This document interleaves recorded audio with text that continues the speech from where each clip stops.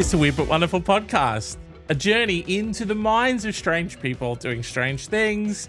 I've started this episode with a weird cadence. My name is James, and let's end it right now.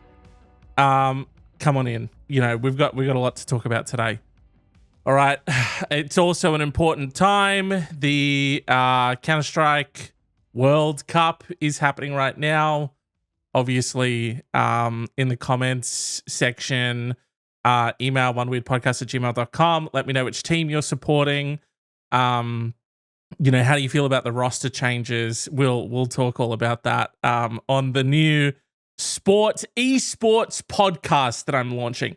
Hey, why is everyone doing sports podcasts now? Is that something that anyone else has noticed?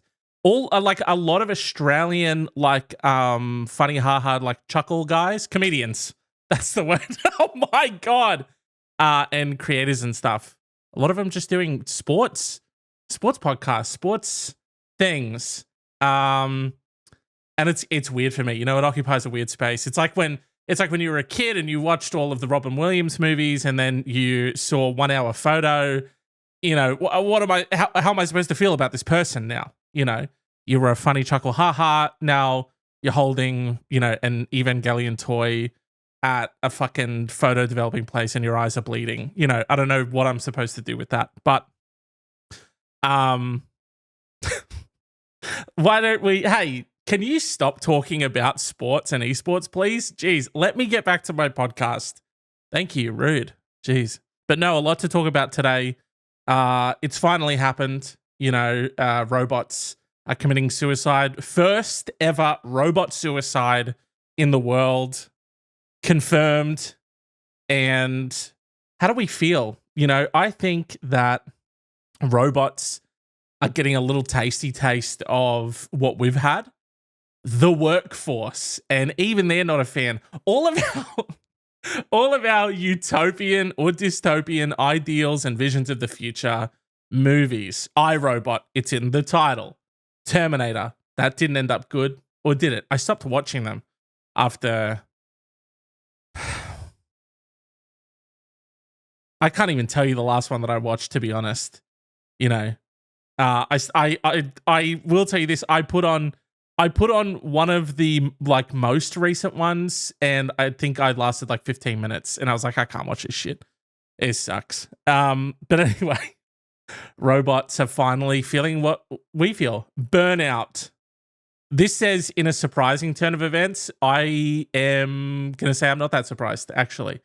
This was a robot civil servant working in the Gumi City Council in South Korea, and it sparked a bit of a national debate after what many are calling the country's first robot suicide.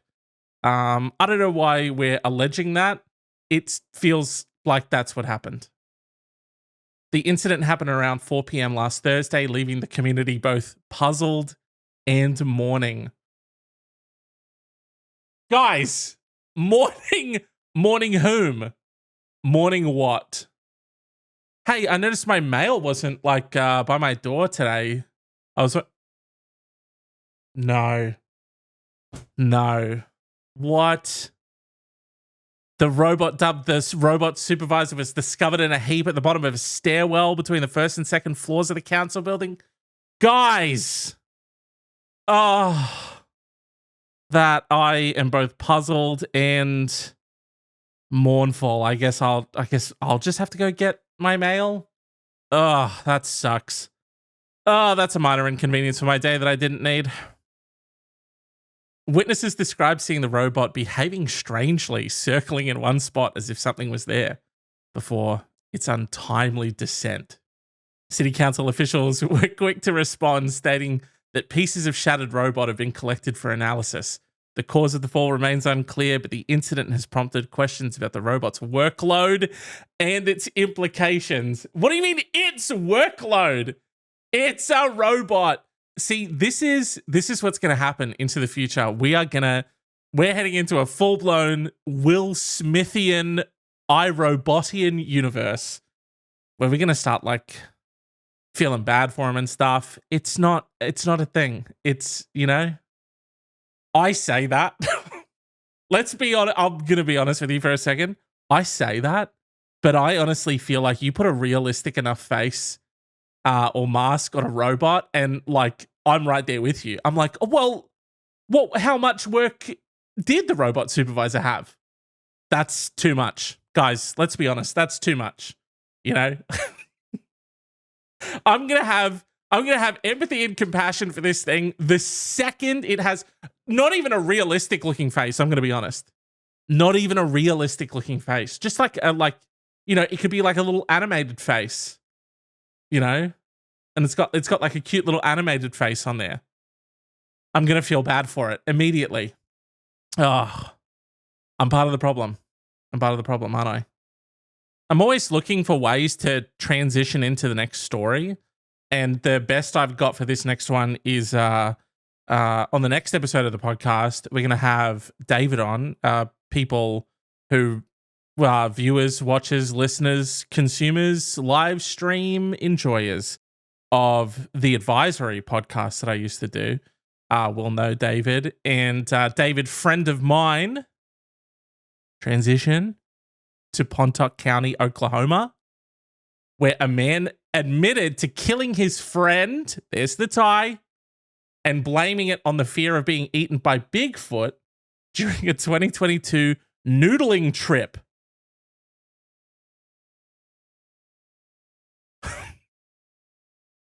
I just... Wow, okay, what does that say about me that my reaction to that was not a man killing his friend, blaming it on fear of being eaten by Bigfoot, but my question immediately was, what the fuck is a noodling trip? I'm trying to think if that's a good thing or a bad thing.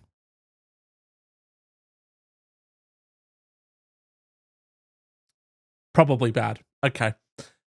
Agents with the Oklahoma. Sorry, okay, yes, I tied that into my friend coming and this person killing their friend. Okay, I was just feeling weird about it, and I felt like I had to like make you aware that I was aware that it'll be a remote call anyway. Why am I saying that? Like, he's not in danger. Neither of us are in danger of each other. Please. Oh. Well, long-time enjoyers of the Advisory would know that David did make a lot of vague threats and had a lot of weapons, a concerning amount of weapons, and would constantly sort of make hints at the fact that he could get into places that people thought that people couldn't get into. You know, like an apartment where you need to like get in through the door and to activate the elevator and the key to open the door. He would always make these sort of vague, loose threats about how he could get into those places.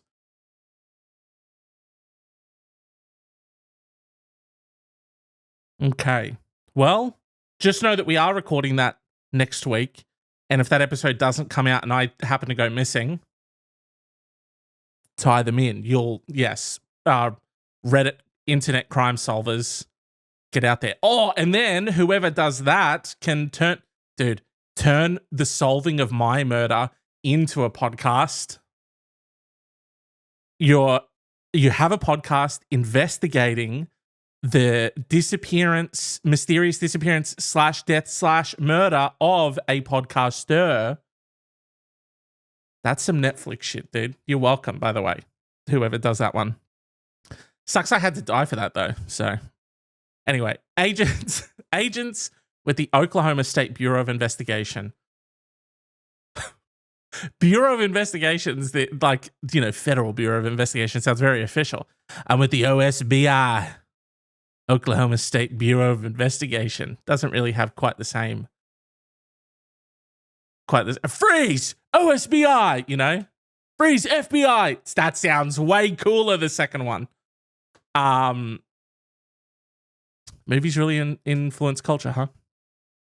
Agents with the Oklahoma State Bureau of Investigation were asked to investigate after police said Larry Doyle Sanders, 55, admitted to killing Jimmy Knighton on June 9th, 2022, according to a news release.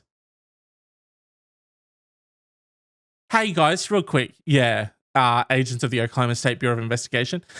Hey, just wondering if you guys can take a quick look at this. We had a guy come in and say that he admitted to killing someone on June 9th, 2022. So, yeah, whenever you guys sort of get, I know the OSBI sort of has a lot on its plate, but, you know, when you get around to it, he did confess to that, and I guess we should kind of our job to see if that's like true or not. So, you know, investigate it when you've got time. Officials said the two men were noodling in the South Canadian River when a confrontation ensued. Before we move on, can we find out what is noodling? Oh, it's the fishing thing. It's where the people are fishing for catfish and they just like take their arm and like put it into like a hole or, you know, some type of like riverbank thing and that bites onto them and they pull it out. I've seen this shit. Maddie Matheson did this once. Noodling is fishing for catfish using one's bare hands or feet and is practiced primarily in the southern United States. Okay. See? I am an idiot. Because now, if I knew what noodling was, I would be more concerned about the killing of the friend because of Bigfoot. Okay, they're noodling. Bit of a confrontation breaks out. Okay, Sanders began hitting and strangling Knighton. Originally arrested for an outstanding warrant, Sanders was jailed on June 10th, and Knighton's body was found on the same day. Okay. Sanders told authorities that Knighton had summoned Bigfoot to attack and kill him, reportedly telling Pontotoc County Sheriff John Christian that he was in danger of being eaten by Bigfoot. Guys, you fucking idiots do not understand. We're out noodling. I caught a fucking ripper. Seriously, guys, it bit my whole upper torso. I was inside of it. Yeah. It was a mammoth of a thing. Anyway, now that I'm done with telling my fishing fibs, my friend, we're noodling. He's yapping in the back. I'm like, what's he fucking yapping about? I turn around. You'll never believe what he's doing. That's right. He is summoning Bigfoot to attack and kill me. I really just had no other choice in that moment, you know. When I think about the people I have in my life, you know, my parents, my friends, my family, my community, my church members, you know, all the great people of Oklahoma State, Pontotoc County. I just knew that right when I heard him summoning the Bigfoot, and you can tell, you never think that you'd be able to tell when that's happening, but when it happens to you, you can tell. And I knew it was kill or be killed. And everything just sort of went black, and I woke up standing over his body screaming, ain't gonna Bigfoot me now. So, guilty. Guilty, guys. I killed him, but self-defense, obviously, right, guys? The OSBI, you can all appreciate and agree with the fact that this is self-defense because he was summoning Bigfoot to kill me. So, KXII reported that in April, Sanders testified strange things happening the day of the killing and claimed to see a 12-foot tall Bigfoot downstream, then heard Knighton howl into a drainage pipe. He said he began to feel suspicious and thought Knighton was going to drown him and feed him to Bigfoot.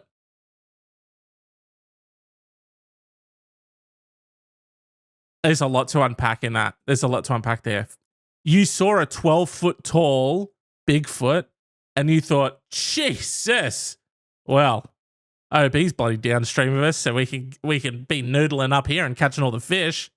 You stayed there. You saw a 12-foot beast man in the woods. You decided to stay there.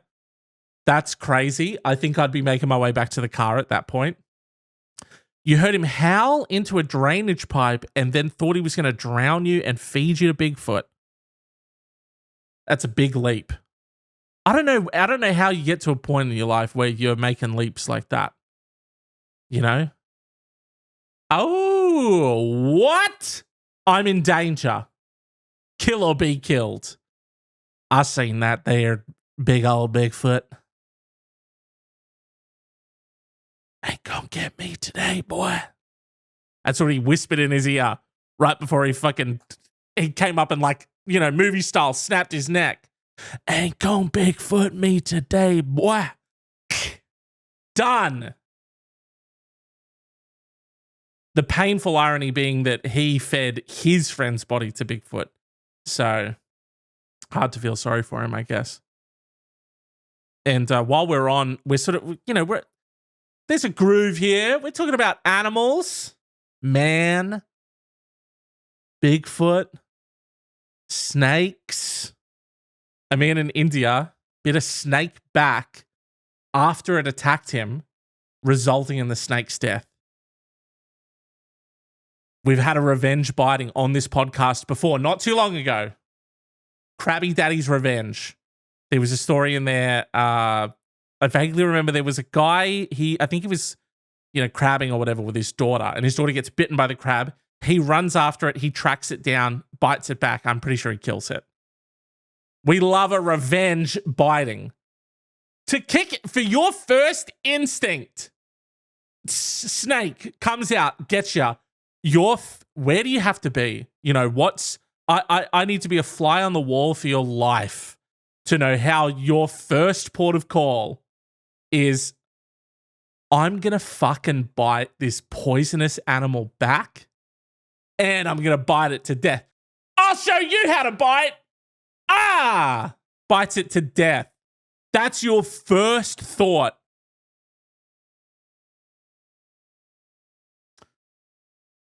Sorry, we have the infinite wealth knowledge that is Chat GPT. Do I have the ability to do this? No. Yes! I'm in the corner. We're Chat GPTing. All right. The mindset of someone whose immediate response to being bitten by a snake is to bite it back to death can be quite complex and shaped by various psychological, cultural, and individual factors. Yes, wealth knowledge. Survival instinct. Fight response. This action might be a manifestation of the fight response in the fight or flight reaction. The person might instinctively retaliate to eliminate the threat. Okay, I see that. The surge of adrenaline can lead to an aggressive, almost animalistic response aimed at neutralizing the danger as quickly as possible. Okay, so it's a fight response fueled by an animalistic, aggressive response. Oh, could be a red flag. High aggression. The person might have a natural high level of aggression or personality that leans towards confrontation rather than avoidance. If you're around an animal bite backer, red flag. Low impulse control. A tendency for low impulse control could result in acting immediately and aggressively without considering alternative responses. Okay. I get that this is, you know, an aggressive immediate response to something. But the biting it is the confusing part to me. Why not a punch? Why not like a hit or a smush or, you know, a chop, something, a rock on, you know, something to it. The immediate response being the bite is a strange one. And not just this one, because we've seen in other cases, you know, with the Crabby Daddy's Revenge, he bit a crab back and he chased after it. This one I'm almost less likely to be like, you know, because it's like, bite, he grabbed it and it's like, fucking bite me, I'll bite you, you know, back to it. I think the Crabby Daddy one is probably stranger, or is stranger, because it happened to someone else and he had time to premeditate, I'm going to fucking track this thing down, I'm going to bite it back. So the 35-year-old railway worker, Santosh Lahar, was working in a forested region near the city of Nawada in Bihar, India, when the incident occurred. When Lahar went to sleep, the reptile suddenly attacked him. He reacted by rapidly seizing the snake and biting it back twice, killing the creature. He rose up out of slumber. His immediate response, dude, you want to know what my immediate response is to something waking me up in the middle of the night? Go search the hello video. The hello meme where the girl gets water poured on her face while she's asleep.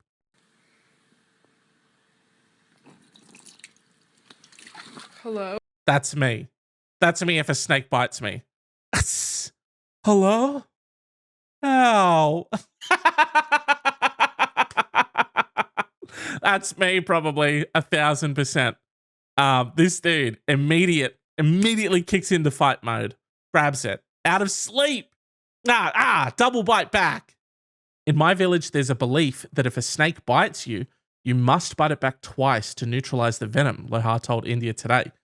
After the bite, Lohar was rushed to the hospital by his colleagues. He was kept overnight and responded well to treatment, indicating that he'd been given anti-venom. He was discharged to the hospital next day. Yeah, and he returned back safer than ever because every animal could sense it. A fear crept across them.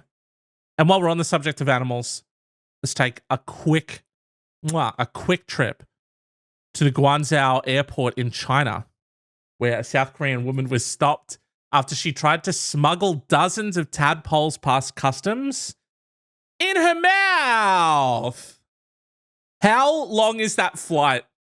I don't think I couldn't keep a sip of a drink in my mouth for like an hour, let alone a bunch of moving, swimming, alive tadpoles. The bizarre encounter began when guards noticed the woman had a bottle of liquid in her hand luggage and she tried to board a plane. Okay. Following international flight rules it's an international flight. It is an international flight with tadpoles in the gob. Her plan had to be a half-empty bottle of water in the backpack. That's where they're going. But to get past security, tadpoles have got to be in the gob. I just have to get through security. That has to be the play. And then we take off. I go to the bathroom with my half-empty bottle of water, spit 400 tadpoles out of my mouth into the bottle, pop it in the jacket, store it. We're about to land. I go, 400 tadpoles back in the gob, water bottle, sit back down, get them past security, back in the bottle. That's got to be the play. Still would never do it. I'd probably feel better about having drugs hidden on my body, if I'm honest. That's crazy. But still, I feel like I could hide that somewhere. A living creature? I don't think so. So they told her to, hey, you got to drink the liquid or throw it away from the bottle. And opting for the former, the unnamed woman swilled the liquid in one attempt. But when the officials noticed that she hadn't swallowed, they demanded she spit it into the bucket. That has got to be the craziest day of work. Yeah, I was at work today, just, checking people's luggage as they go through, blah, blah, blah, stuff like that. Yeah, this woman being a bit weird, not drinking her drink. We make her spit it out. Gob full of tadpoles! That's a forever story. Shout out to this woman for giving these people a forever story. Upon doing so, dozens of tiny frog... This is worded in the strangest way. Upon doing so, dozens of tiny frog young rushed from her mouth to the horror of passengers and guards alike. Never call a tadpole that. When confronted about the bizarre plan, she said she'd been given the tadpoles by a friend and did not want to lose them. Unconvinced, the guards made her throw the poles away before boarding the plane. She just gets to go anyway. Hey, spit them all out. You're gonna do a couple rounds of swish in the water. We want to make sure every tadpole's out of your gob, and then jump on the bloody plane. Silly goose. Trying to sneak in your tadpoles. I can't believe she just gets to go about her day. Oh, we caught you this time. Give me the drugs. Silly goose. Get on the plane. Backpack full of cocaine like I wouldn't find it. Bunch of scallywags. It's not the first time a passenger has attempted to smuggle live amphibians through the airport security. Oh God. In 2011, 2 Japanese men were arrested at Los Angeles International Airport after attempting to smuggle more than 50 live turtles into the US in cereal boxes. Okay. I often wonder how people land on the thing that they're going to use. You know how like I saw earlier today, someone tried to smuggle meth inside inside 2 burritos through an airport, and I just thought like, what made them land on that thing? Because you know you're trying to hide drugs.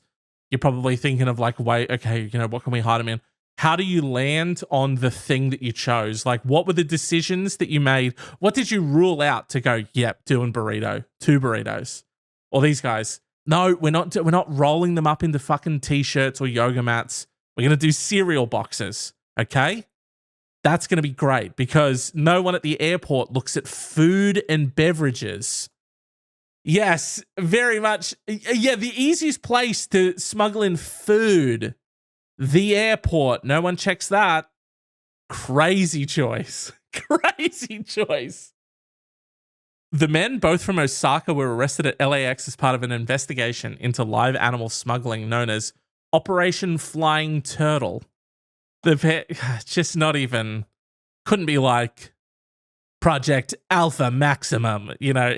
It's Flying Turtle. Yeah, because they tried to smuggle turtles into cereal boxes on a plane. The turtles were going to flying turtle. The pair had hidden turtles and tortoises in snack boxes inside suitcases. They were charged in. Even if you opened someone's suitcase and inside of it was just a fuckload of boxes of cereal, you'd be like, this is weird, dude. Of course I'm looking at this. Did they think it's so obvious and it's so in plain sight that it's geniusly hidden? No. That is a massive, that is a 2011 YouTube video, red circle, arrow pointing on the thumbnail. Look, right here. They were charged in a 2-count criminal complaint that alleges 1 count of illegally importing wildlife into the United States, a smuggling offense that carries a statutory minimum penalty of 20 years in federal prison. Both were jailed for 21 months and 7 months, respectively. Jesus. Got off light on that one. Fuck me dead. Oh yeah, you brought a turtle in? Yeah. That's 20 years. Yeah, in a maximum security prison well, it just says maximum penalty. In a federal prison. Yeah, 20 years for the turtle. Yeah. Your sentence will probably outlast the turtle. And speaking of things that will outlast us all, McDonald's. See? You know, a broken clock is right twice a day. Eventually, you're going to do something good. Okay. I'm aware that it wasn't good. Okay. Don't stop. Delete the comment. Delete the comment. I know. Please. Now, quickly come with me to Indianapolis, where employees at an Eastside McDonald's told police that, and stay with me here, okay? It is a naked woman. She jumped out of a car and threw 2 bricks through the restaurant's windows before speeding off.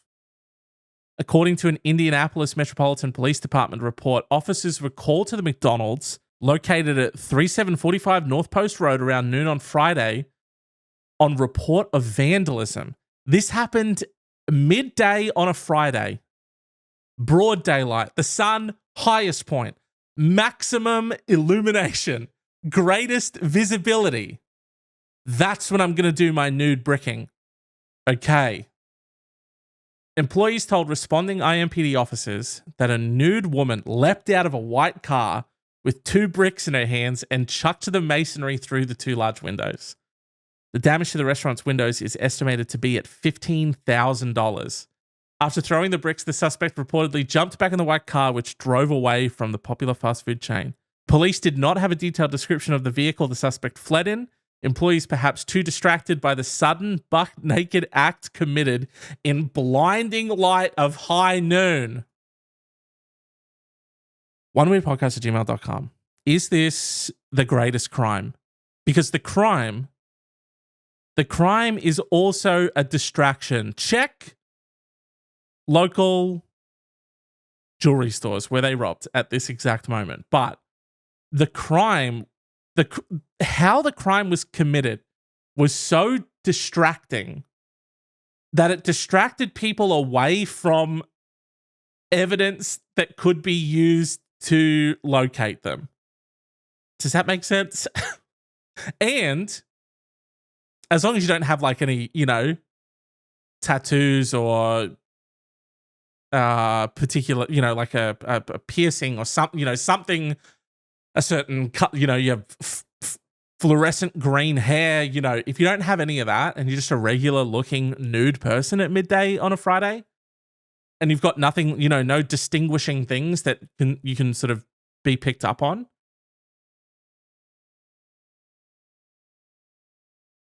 You got away with it. How do you get away with a crime like this in 2024? I think a lot of, how a lot of people are sort of gaming their videos and stuff for retention. You want to keep people's attention and you want to like move stuff on screen every couple of seconds and blah, blah, blah and all that shit. Which we don't do here. Sorry, we don't do that. I might start putting in sort of like Subway Surfer videos on the side if that sort of helps. oneweirdpodcast@gmail.com. Let me know if that helps. But that's what this feels like. It feels like they've learned from that. They're like, yes, if we have one thing over here, we get some of the information, but the other pieces of the information are rather skewed. If I leap out of this car at noon, nude, double bricked up on a Friday mid-morning, double bricking, and no one sees the getaway vehicle, it's like those videos, on it'll be like a TikTok video, and someone will, a dude will, you'll be able to like fully see his dong in his pants, or like some chick will have like a crazy butt, and then they'll be like, what color was the wallpaper? And you're like, well, obviously I don't know. I was distracted. Internet techniques happening in crime in real life. Scary times. Scary times. Sorry to leave you with a deep sense of dread and fear, but that is going to do it for this one. I appreciate you coming and hanging out. And hey, I've said it before. So much, and I think this time I'll say it again. If you've got any weird but wonderful news, articles, snippets, stories, findings, email the show, oneweirdpodcast@gmail.com. If you want to keep up to date with me, at my Pixel Persona on Instagram and TikTok, or at One Weird Podcast on Instagram and TikTok for the show. Subscribe to the YouTube. Make podcasts video again. Polarizing. Play both sides. Subscribe to the YouTube. Get yourself the video version of the show each week. YouTube.com/@weirdbutwonderful. YouTube.com/@weirdbutwonderful. I felt like I said the /weird there. Had to run it back. Chuck a rating and review on iTunes, Spotify, wherever you get podcasts. That stuff, it's super important. Sharing the show, writing a little comment, it really helps the show get out there, circulate. Get it percolating, get it circulating. Please come back. Oh, yes, the desperate. Oh, yes, listen to episode 93 of this podcast, actually. Skip the last 2 minutes where he makes a desperate plea for you to come back next time. It's quite unsettling. He really should have edited that out, but appreciate you. We'll see you next time. Peace.